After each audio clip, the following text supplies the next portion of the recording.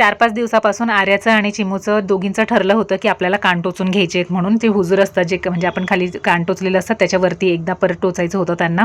आणि आर्याने सांगितलं की पहिले चिमू दीदी तू टोचून घे, म्हणजे मग मला लागतं की नाही कान टोचताना ते मला कळेल. तर चिमूने इतके शांतपणे कान टोचून घेतलं, काहीही रिॲक्शन नाही दिली, जेणेकरून आर्याने नको घाबरायला किंवा कान टोचायला नाही नको म्हणायला. म्हणून ती म्हणते की हां छान झालं, काही जास्त म्हणजे नाही लागलं काही वगैरे असं.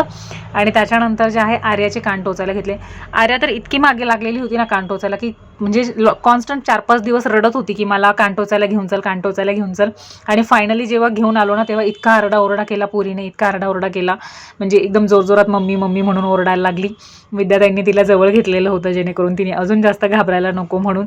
पण कान टोचायची एवढी हाऊस ना तिला. आणि मग नंतर मी तिला विचारलं की आर्या कान टोचल्यानंतर तुला कसं फील होतंय, काय वाटतंय सांग बरं मला, म्हणजे थम्सअप वाटतंय की काय. तर तिने ना असा अंगठा उलटा करून सांगितलं की अजिबात छान नाही वाटत आहे. तर माझे जे व्हिडिओज आहेत ते बघण्यासाठी माझ्या चॅनलला लाईक करा, शेअर करा, सबस्क्राईब करा.